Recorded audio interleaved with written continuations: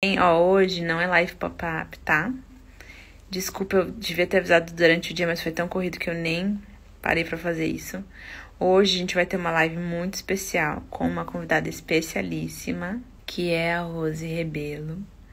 E a gente vai falar sobre amamentação, e fala, e desmame, né? Agosto está aí e é importante a gente conversar sobre isso. Hoje nós vamos conversar sobre a amamentação causa atraso de fala. Vamos conversar sobre essa recomendação que às vezes as fonoaudiólogas ou os fonoaudiólogos fazem de desmamar a criança quando chega no consultório com queixa de atraso de fala.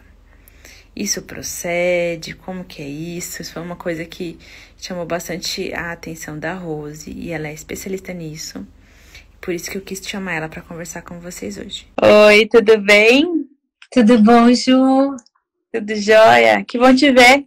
Ah, muito bom. Nossa, que alegria estar aqui. Conta pra gente um pouco assim. Acho que a gente poderia começar já falando sobre os impactos da amamentação na fala. Sim. Olha, Ju, eu acho assim, é muito difícil, né, os discursos radicais. Então, assim, eu acho que nada na vida é absolutamente bom ou absolutamente ruim. Nada, né? Tudo depende de como você lida. Peraí, acabou minha luz aqui, deixa eu ver se eu Continua aí, o show tem que continuar, vai falando. Tá. Tudo depende de como você lida com as questões, né? Os objetos, as formas de viver cada situação. E a amamentação, eu adoro os seus posts, né? E até vi um post que você fez, não sei se foi hoje ou ontem. Vou só contar uma coisa muito interessante, que em 2019, eu tive na Itália num congresso de otorrino. E eu levei um pôster e apresentei uma palestra sobre bebês. E um médico inglês, assim, super elegante, levantou e me fez uma pergunta assim, na hora que eu estava apresentando minha palestra, tinha vídeos, né? Ele falou, você fala com os bebês? Eu falei, será que esse cara tá tirando uma comigo? O que é, né? Eu fiquei meio perdida.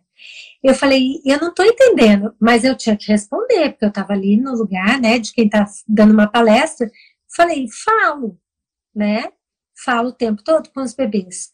Depois ele veio perguntar para mim, a sós, ele falou, mas como é que você fala com os bebês? Eu falei, doutor, se a gente não falar, como é que os bebês vão se tornar seres falantes, né? Então, eu adorei esse teu post, né, porque eu acho que na amamentação em si, a gente pode, né, Ju?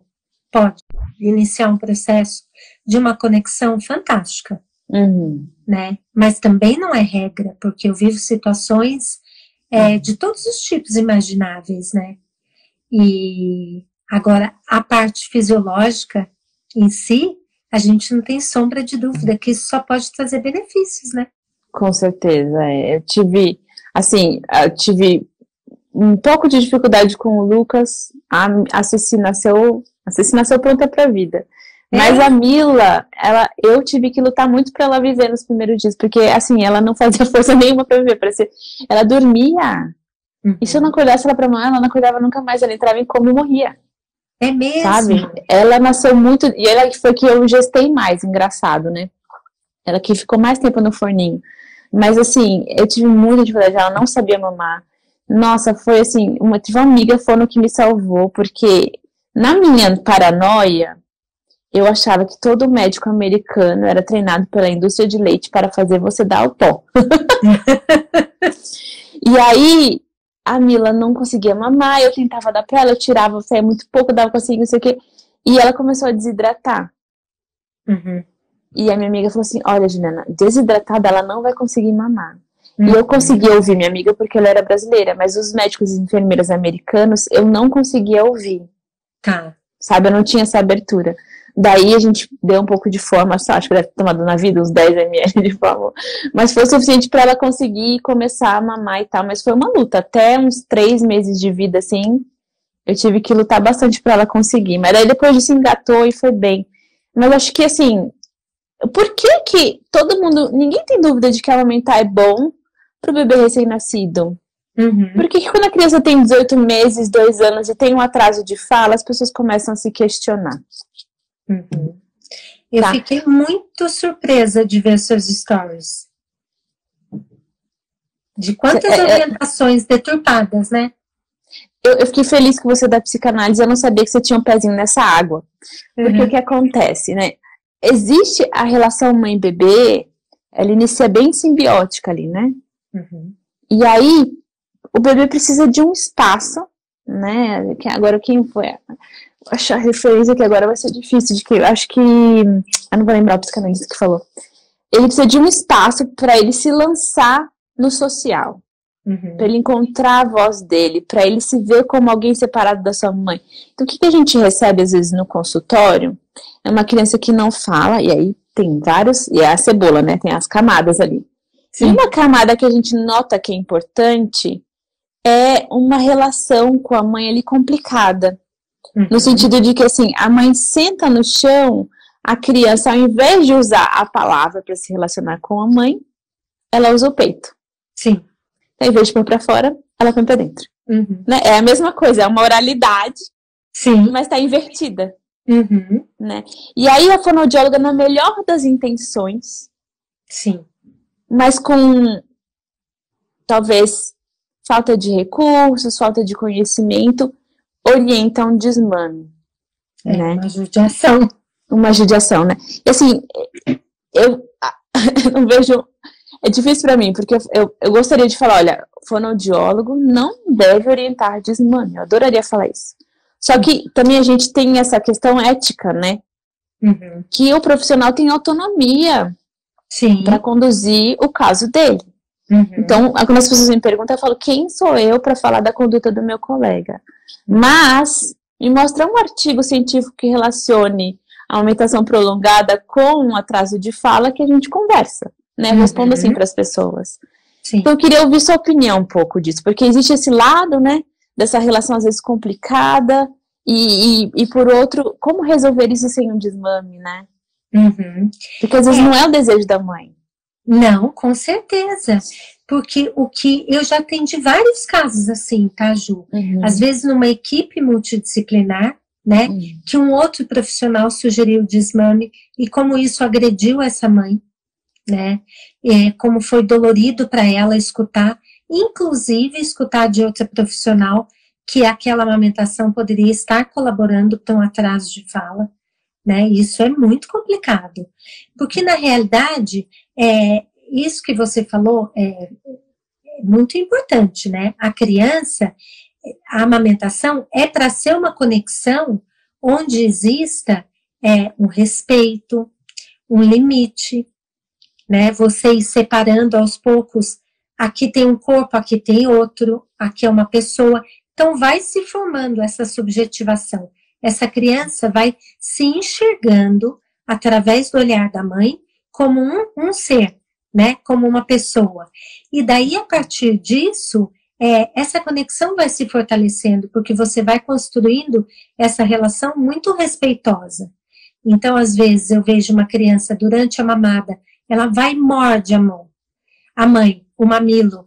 Eu falo, olha, é importante você se colocar, mostrar para ele que isso machuca, né, que a história aqui é outra, né, então, fazer com que essa relação na amamentação seja saudável para os dois, e especialmente para essa mulher também, né, Ju, que ela não fique ali centrada só na criança, mas tenha essa troca, possa contemplar que ali está se construindo uma pessoa. E eu falo que a amamentação tem tudo para construir, vamos dizer, uma criança mais equilibrada. Então, por exemplo, o peito é muito diferente da mamadeira. A mamadeira é um fluxo único do começo ao fim. Todas as mamadas é a mesma quantidade, tudo igual. O peito não. Porque a mulher não é uma máquina, né? Então, de manhã você acorda descansada, o peito está cheio, transbordando. Então é aquela mamada assim que é um banquete. De repente, você sai para trabalhar, você volta no final de tarde. Quantas vezes eu chegava em casa e eu falava, nossa, eu estou muito cansada, parece que eu não vou ter leite. Então eu deitava no chão 5 minutos, tomava uma coisa bem gostosa, deitava 5 minutos e parecia que meu peito dava uma restabelecida. Mas sempre a mamada do final da tarde era mais longa, mais lenta, porque a produção não era tão volumosa quanto da manhã. E a criança vai entrando nesse ritmo de também não ter aquela prontidão perfeita, né, Ju? Que o tempo todo tudo igual. Então é uma criança que pode aprender através desse vínculo aí na amamentação também a ser mais pacienciosa, a saber aguardar um pouquinho mais, saber que nem todas as refeições são iguais. Exatamente. As expectativas, né? Porque é aquela coisa, e tem sim, tudo a ver com a alimentação, né? Porque eu tava conversando com meu filho tem seletividade. Não é muita, mas ele tem, né? E ele falou assim, mamãe, eu posso confiar na bala, porque a bala, ela é sempre igual, ela é sempre boa. A maçã, ela é boa. Ele falou assim, a maçã é boa, mas ela também é ruim. E às vezes ela tá mais boa, às vezes ela tá mais ruim. Então, eu nem sempre posso confiar na maçã, mas eu quero confiar na maçã, porque ela também é boa, sabe? Então, a gente fez toda essa reflexão, né? E ele fez essa reflexão, olha como ele chegou longe. Ele fez assim, quando eu era bebê, a nossa relação era que nem uma bala. Aí depois veio a minha irmã e quebrou essa corrente. Aí ele falou assim, agora você pra mim é uma maçã. Você é boa, mas às vezes você não é tão boa que nem você era antes dela nascer. Aí eu falei, filho, mas foi importante haver esse espaço entre nós, né? Eu falei, também, uma bala, por mais que ela é boa no gosto, mas ela não faz bem pra gente, ela é tóxica, né? A relação que a gente tinha ali, muito unido, eu engoli você, não ia dar espaço pra você crescer, e isso não ia ser bom pra você. Aí ele fala, mas eu queria voltar, toda aquela coisa bem freudiana, né? Eu queria voltar, Então, assim, a gente teve essa conversa, então, isso tá falando sobre a amamentação, sobre alimentação, né? Toda essa relação, né? E aí, eu queria que a gente chegasse no ponto da palavra, né? Porque, assim, vamos só deixar uma coisa clara para todo mundo que tá assistindo aqui. A amamentação não leva ao atraso de fala ou linguagem. Sim. Certo? Certo. Outra coisa, às vezes a gente observa que a relação mãe-bebê está desequilibrada e que o bebê se relaciona com a mãe, não usando da fala, mas usando intermediário o peito. Né? E como é que a gente pode ajustar isso sem isso interferir nessa amamentação? Porque isso por si só, a culpa não é da amamentação. A culpa é de como esse arranjo está feito. Exatamente. Né? Que lugar que essa amamentação ocupou, né, Ju? Que lugar que a mãe deu para essa amamentação. Porque, por exemplo, às vezes eu recebo criança, eu vou usar um exemplo da chupeta, tá? Às vezes eu vou avaliar alguma criança que está em uso de chupeta. E eu sempre recomendo uma retirada de chupeta que surpreende muito as famílias, que é muito cedo, que é entre 7 meses, se aquela criança já está em uso de chupeta, tá? Não sou eu que recomendo, mas a criança chega já em uso. E daí eu sempre falo, olha, a questão é que com 7 meses, dificilmente você vai ver uma criança pedindo a chupeta. Mas os pais se habituaram a acalmar aquela criança com a chupeta e ele não usa mais a fala e ele vai, usa a chupeta. Então, dependendo, muitas vezes eu percebo que em alguns arranjos, algumas famílias, a amamentação também entra nesse lugar só de acalmar o bebê e a fala fica um pouco perdida. Então, nada pode substituir essa linguagem, essa fala, né, Ju? Exato, isso que você falou agora foi bem interessante, assim, porque se a gente tem a linguagem para intermediar com o bebê E olha só, a gente fez uma live não faz muito tempo com uma psicóloga que ela falou assim: a casa das emoções é construída sobre um chão de linguagem, um chão de palavras. Ela falou: a casa das emoções é construída sobre um chão de palavras. Se a gente tem a palavra, que é a coisa mais poderosa do mundo, para ajudar a nossa criança a significar, ressignificar, elaborar, entender, se acalmar, corregular com a gente, né? Pra gente molhar essa criança de linguagem, né? Botar ela na chuva ali, impregnar ela de linguagem. A gente usa uma coisa que vai entrar na boca dela e que vai calar ela, vai calar o choro. Mas não necessariamente vai prover o que aquela criança precisava, porque olha só, o choro nem sempre é de fome. Sim. Às vezes a etiqueta da roupa que tá incomodando, às vezes é calor, às vezes é frustração, às vezes, sei lá, é um refluxo. Tem tanto motivo para o bebê chorar, né? E a gente não pode reduzir toda essa complexidade, né, do bebê, do entendimento dele, para uma resposta única. Concorda? Perfeito. Apesar da gente ter todo um efeito sedativo da amamentação, né, todos os benefícios, tudo isso hormonal, que a gente sabe, né? Que realmente acalma a criança, né? Acolhe, tudo isso são coisas que podem realmente ser usadas, né, Ju? Mas no sentido de que o que eu escuto você falar é a substituição. A amamentação nunca substitui a palavra. Né? Uma coisa pode até ser ponte para a palavra, né?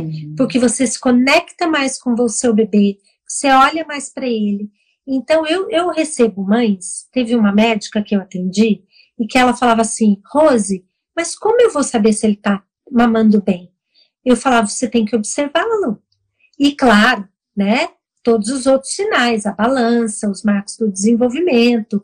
Mas ela falava assim, ela era radiologista, ela falava: eu queria ter um ultrassom aqui, ó, para visualizar o quanto ela está mamando, porque ela não conseguia, né, ficar calma.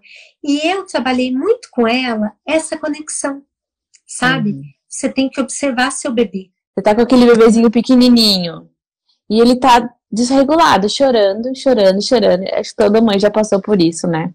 A vontade é de falar: desculpa, médico, doutor, pode devolver, veio com defeito. Não para de chorar, não sei o que eu faço. Mas aí temos uma solução que... Quais são os maiores problemas de um neném recém-nascido? Ele tá desorganizado, ou ele tá com frio, ou ele tá com fome, ou ele tá com sono. E aí a amamentação resolve esses 4. Uma tacada só, de repente ele até dorme, mama e dorme, né? Então, assim, uma bênção divina. Amém. Né? Mas ele vai crescendo e a gente tem que ir crescendo junto, né? E entendendo que a complexidade do bebê vai aumentando junto. E o entendimento dele vai melhorando. E a gente tem que ir elaborando com isso. Caiu, ralou o joelho, né? O peito vai acalmar? Poderia. Mas uma conversa, um beijinho, né? Um band-aid também, né? E a linguagem. A linguagem vai tomar aquele espaço que um dia foi da amamentação. Mas a amamentação não tem a capacidade de tomar o espaço da linguagem. Sim. Porque a linguagem é estruturante, né? Ela estrutura literalmente a nossa psique, o nosso jeito de ser, né? Isso que você falou, eu acho que é fundamental. É ela que vai nos dar condições, né, da gente se transformar e ser alguém, e daí, conforme essa linguagem se estrutura ou não, que vai definir, que vai aí dar rumos para a nossa vida, né? Então, acho que cuidar disso na infância é fundamental. Da onde vem o termo infantil? É de não, infante é de falante. Quando a gente infantiliza a criança, a gente cala a criança. Isso, exatamente. Então, às vezes a gente faz isso com a criança, segura ela nessa posição de infantil, e era pra ela estar falando. Como é que a gente pode resolver isso sem vilanizar a amamentação? Eu acho que a primeira coisa é entender em cada caso como é que isso está funcionando, né? E porque na realidade, quando a gente vai atender uma dificuldade de fala, a gente também faz isso, né, Ju? entender em que lugar que essa criança está para essa família, né? Que lugar que está sendo dado para ela. E eu acho que o que é mais importante é pensar num terceiro nesse momento. No pai, né? Quer seja o pai, quer seja a companheira da mãe ali, mas um terceiro que também possa estar presente e possa aí, nesse momento, mediar essa relação. Então, eu acho que isso normalmente é muito saudável para todos, né? Porque tanto para o parceiro que está ali como pai, né? Quanto para a criança e quanto para a mulher. Porque essa mulher vai se sentir muito apoiada. Ufa, eu tenho alguém com quem dividir, né? Então, dá aquele apoio ali e esse pai vai abrir uma série de possibilidades, inclusive, para essa criança, né? Outros tipos de brincadeira, porque é outro tipo de acolhimento, é outra função, né? Pai e mãe são completamente diferentes nas suas funções, mas são igualmente muito importantes. Sim, com né? certeza. Então, acho que essa Ele faz esse contraponto, né? Porque aí a mãe tem essa simbiose com o bebê, aí chega, e aí gostosinho, né? Fica naquele ali, difícil fazer essa ruptura, né? Mas precisa para a mulher se enxergar de novo como mulher, para a criança ter espaço para ser criança, para o relacionamento voltar a, enfim, rodar, né? Melhor, enfim. Concordo com isso que você falou. Agora vamos deixar bem claro aqui que tem uma pergunta que é a pergunta com a dúvida que vocês não podem sair daqui. Camila P. Jimenez perguntou: a amamentação prolongada interfere então na fala? Não. Não interfere, né? A amamentação prolongada, se ela estiver sendo uma amamentação saudável, que proporcione conexão entre essa mulher e essa criança, nunca vai prejudicar a fala, de forma alguma. Muito pelo contrário, só vai acrescentar, né? Basicamente, assim, o problema não é a música, é o jeito que a banda toca. Isso! Mas... Exato, perfeito. O que você tá fazendo ali. Então, acho que agora a gente deixou bem claro isso, que a dúvida vai e volta, né? E aí, para as fonos, então, né? Porque eu recebi bastante crítica de fono quando eu falei assim que não, e que posicionei, né? Eu não lembro o que eu falei, mas basicamente eu disse assim: as pessoas falam, mas a fono do meu filho falou para eu tirar o peito, né? Para eu desmamar. Eu falei, tá, me mostra um artigo científico onde as evidências apontam que isso vai ajudar, né? Enfim, essa correlação. E aí algumas fonos vieram comigo no inbox e falaram assim, mas como assim? A gente tem que poder fazer essa recomendação.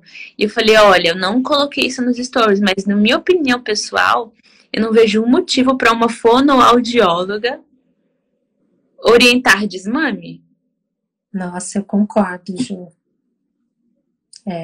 Eu acho que é ser muito superficial, né? É achar que o problema tá ali e na realidade é todo um processo que pode estar comprometido, mas não ali. E é uma pena, né? Eu fico entristecida. Tanto que o dia que eu vi lá nos seus stories o número de mães comentando, né? Com você, a fono recomendou que eu desmamasse meu bebê para melhorar a fala. E daí eu li 1, eu li 2, eu li 3, eu li acho que uns 8. Eu falei, nossa, mas daí eu falei para você, né? Mas não é possível, o que está acontecendo? Né? Então eu fico. Mas você falou para mim assim, a gente precisa falar sobre isso. Eu fico muito entristecida com isso, né? Porque eu acho que a gente precisa se aprofundar mais nessas questões para poder não cometer esse mal entendido aí, que, puxa vida, é triste para a fonoaudiologia. Fizeram aquela pergunta ali, assim, mas então, como que era a pergunta agora? Como que é? Não vou lembrar. Mas basicamente era assim, quando que eu devo parar de amamentar? E a resposta foi, quando você quiser, o peito é seu. Exatamente. Ninguém pode decidir isso, né, pela mulher. Isso é dela, totalmente dela, essa decisão, né? E vamos deixar isso muito claro, porque a gente vê pressão, né, do marido, a gente vê pressão da sociedade, a gente vê pressão da escola, existem muitas pressões aí para a mulher deixar para fazer o desmame. E que não seja a fonoaudiologia mais uma delas, né, Rose? Nossa, por favor, né? Depois de todo o favor que a amamentação nos fez, né? Depois de tudo que ela fez por nós, né? Exatamente. Verdade. Nossa, tanto que a gente batalha por isso, né? É isso mesmo. Eu acho que o que eu mais vejo é isso, sabe, Ju, hoje em dia. Quanto aquela mulher que chega ali, olha, às vezes chega gente no consultório que já passou por 5, 6 profissionais. E ela fala, olha, minha última esperança. E eu não escuto isso de uma ou duas, sabe? Eu escuto de muita gente. E eu falo assim, puxa vida, que responsabilidade, né? Mas se essa mulher tá tão empenhada, quem sou eu, né? Tem que fazer tudo o que eu posso e mais um pouco para ajudar aqui no que for possível, né? Mas sempre tirando essa carga aí dessa pressão. Que eu acho que essas demandas sociais aí, essas pressões, fazem muito mal, né? Porque... E quando a gente tá bem, né?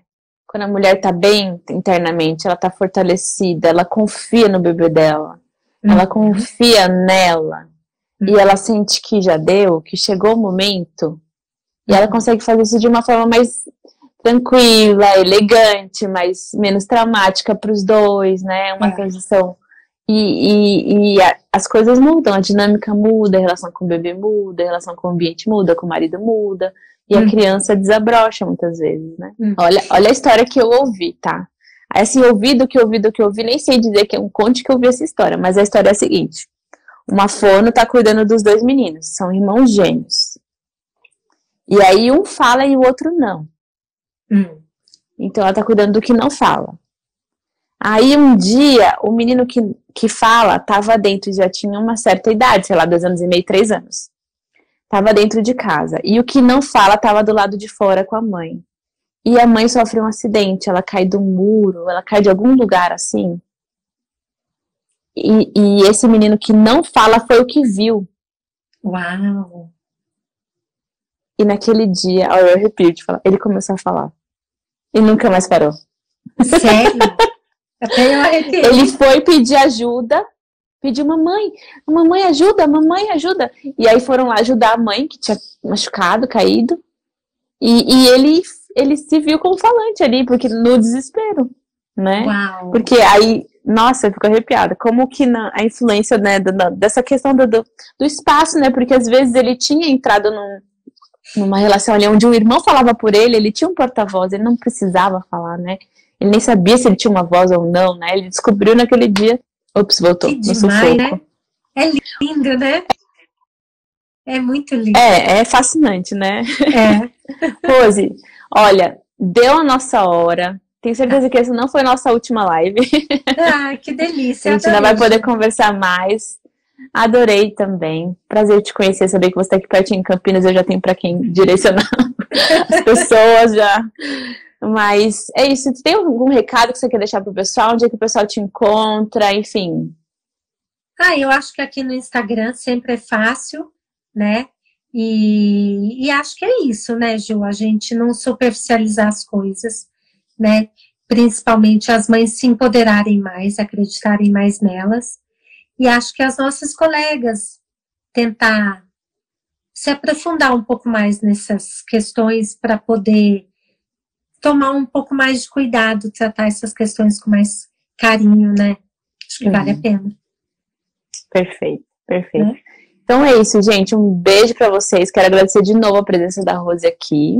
Eu que agradeço. Dizer que sigam ela. O seu arroba é @Rose... Rose Rebelo. Rose Rebelo Fono, não é? Não, só Rose Rebelo. Rose Rebelo, @Rose Rebelo. Tá, joia. Então tá, gente, é isso. Boa semana pra vocês, bom fim de noite. Tchau, tchau. Beijo. Valeu, Ju. Beijo. Beijo, querida. Tchau, tchau.